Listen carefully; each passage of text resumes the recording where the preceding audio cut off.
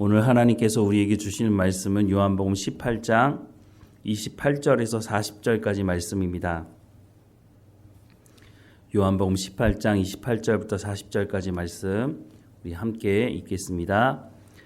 그들이 예수를 가야바에게서 관정으로 끌고 가니 새벽이라 그들은 더럽힘을 받지 아니하고 유월절 잔치를 먹고자 하여 관정에 들어가지 아니하더라. 그러므로 빌라도가 밖으로 나가서 그들에게 말하되 너희가 무슨 일로 이 사람을 고발하느냐? 대답하여 이르되 이 사람이 행악자가 아니었더라면 우리가 당신에게 넘기지 아니하였겠나이다. 빌라도가 이르되 너희가 그를 데려다가 너희 법대로 재판하라. 유대인들이 이르되 우리에게는 사람을 죽이는 권한이 없나이다 하니 이는 예수께서 자기가 어떠한 죽음으로 죽을 것을 가리켜 하신 말씀을 응하게 하려 함이로라. 이에 빌라도가 다시 관정에 들어가 예수를 불러 이르되 내가 유대인의 왕이냐? 예수께서 대답하시되 이는 내가 스스로 하는 말이냐? 다른 사람들이 나에게 대하여 내게 한 말이냐? 빌라도가 대답하되 내가 유대인이냐? 내 나라 사람과 대제사장들이 너를 내게 넘겼으니 내가 무엇을 하였느냐?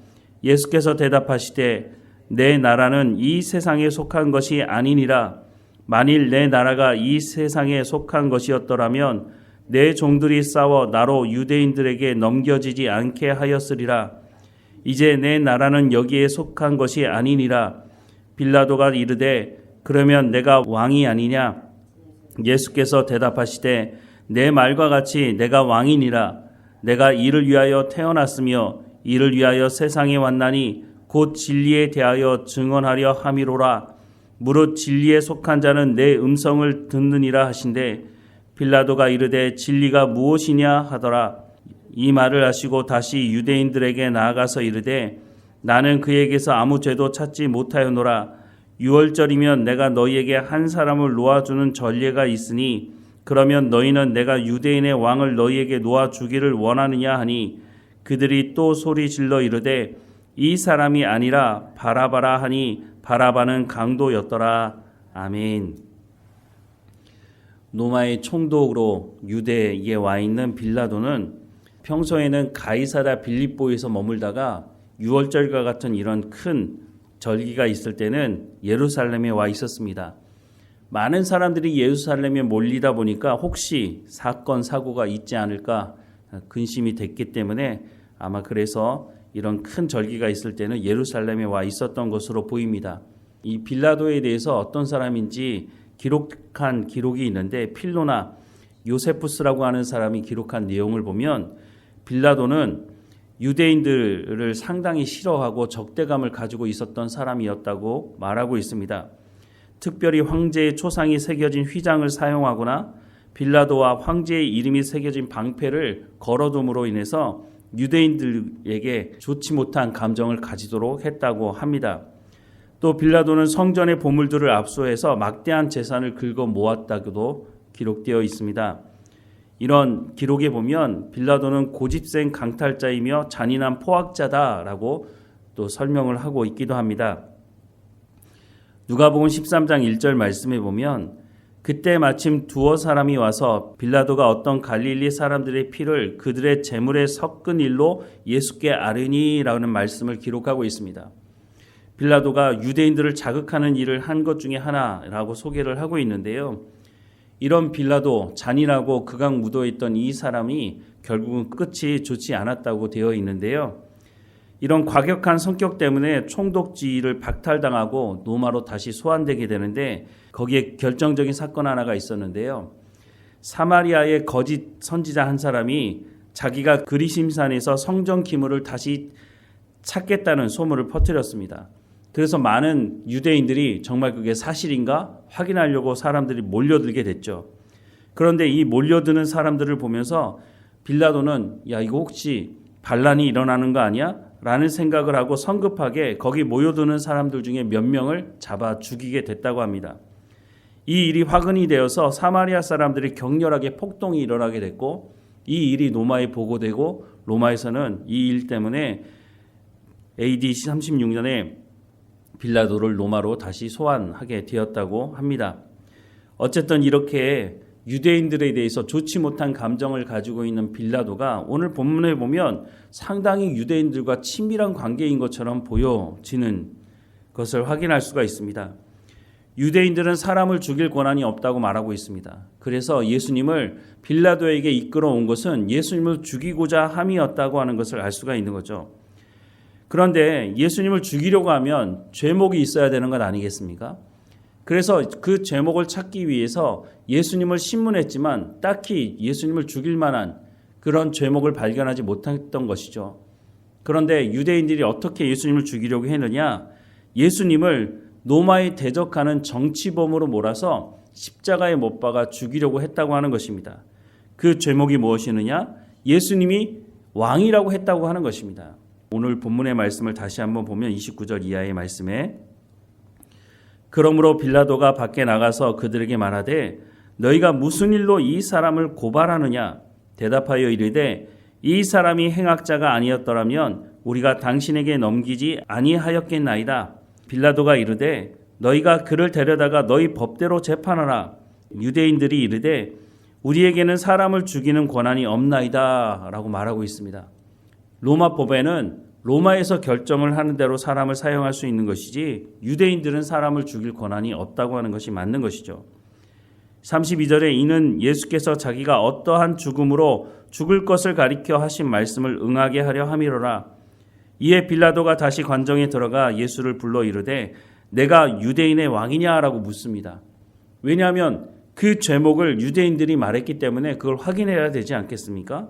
그러자 예수님께서 대답하시는데 이는 내가 스스로 하는 말이냐 다른 사람들이 나에게 대하여 내게 한 말이냐? 빌라도가 대답하되 내가 유대인이냐? 내 나라 사람과 대제사장들이 너를 내게 넘겼으니 내가 무엇을 하였느냐? 예수께서 대답하시되 내 나라는 이 세상에 속한 것이 아니니라. 만일 내 나라가 이 세상에 속한 것이었더라면 내 종들이 싸워 나로 유대인들에게 넘겨지지 않게 하였으리라. 이제 내 나라는 여기에 속한 것이 아니라. 맞지 않습니까? 예수님의 나라가 있고 예수님이 왕이시라면 예수님이 이렇게 잡혀오게 된 것이 말이 되지 않는다는 것이죠. 이 말을 듣고 있는 빌라도가 이렇게 또 묻습니다. 37절에 빌라도가 이르되 그러면 내가 왕이 아니냐? 예수께서 대답하시되 내 말과 같이 내가 왕이니라. 내가 이를 위하여 태어났으며 이를 위하여 세상에 왔나니 곧 진리에 대하여 증언하러 함이로라. 무릇 진리에 속한 자는 내 음성을 듣느니라 라고 말씀을 하고 있습니다. 갈수록 빌라도는 무슨 말인지 이해를 못하는 것 같습니다. 심지어는 예수님 뭐라고 말씀하십니까? 내가 유대인의 왕이다 라고 직접 말씀하기도 하십니다. 이는 내가 스스로 하는 말이냐 아니면 다른 사람들이 내게 하는 말이냐 라고 예수님께서 질문하시기도 하시죠. 빌라도 입장에서 보면 아무리 봐도 예수님이 왕이 아닌 것 같아 보이는 거죠. 그리고 무엇보다 예수님을 미워하는 그 유대 지도자들이 예수님을 고발하고 있다는, 거짓말로 고발하고 있다는 것을 빌라도가 왜 몰랐겠습니까? 그런데 왜 빌라도가 이렇게 유대인과 좋은 감정을 가지지 못했던 이 빌라도가 예수님을 십자가에 못 박아 죽이는데 내어주었을까요?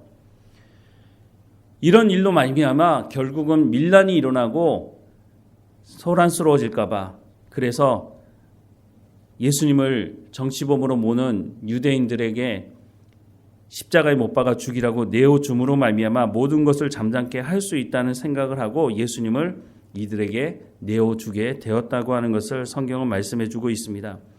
빌라도가 정치적인 안목이 없었던 것도 아닙니다. 빌라도는 잔인한 사람이었다고 설계하고 있기도 합니다.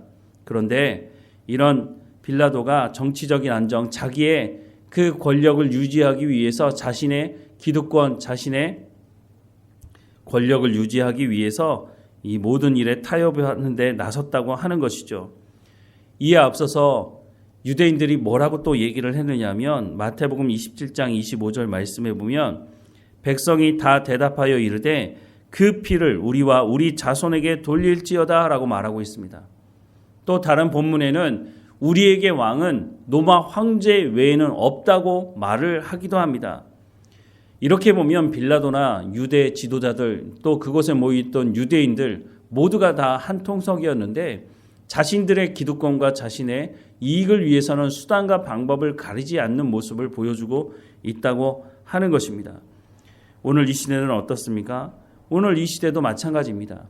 자신의 기득권과 자신의 이익을 위해서는 수단과 방법을 가리지 않는 세상 사람들뿐만 아니라 교회 안에 들어와 있는, 그것도 무엇보다 거짓 목사들을 보면 예수님 이름을 팔아먹고 자신의 기득권을 지키기 위해서 수단과 방법을 가리지 않은 그런 사람들이 적지 않은 것을 보게 됩니다. 우리가 이런 시대 속에서 어떻게 이 시대를 분별할 수가 있을까요? 세상 지식으로는 우리가 성공하고 출세하는 것이 가장 좋은 지혜라고 말하지만 성경은 낮은 자리에서 많은 사람들의 생명을 살리는 자리 가운데 나아가라고 말씀하고 있습니다. 그러니 하나님 말씀에 순종하는 사람들이 세상에 살아가면서 충돌이 일어날 수밖에 없다고 하는 것이죠.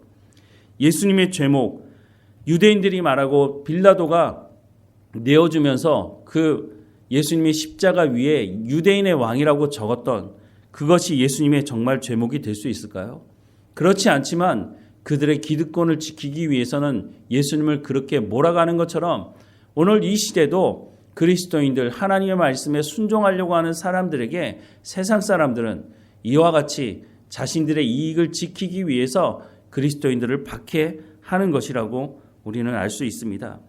유대인들 빌라도는 자신들이 역사의 중심이고 자신들이 결정하는 것이 역사를 이끌어간다고 생각하지만 성경은 그렇게 말씀하고 있지 않죠.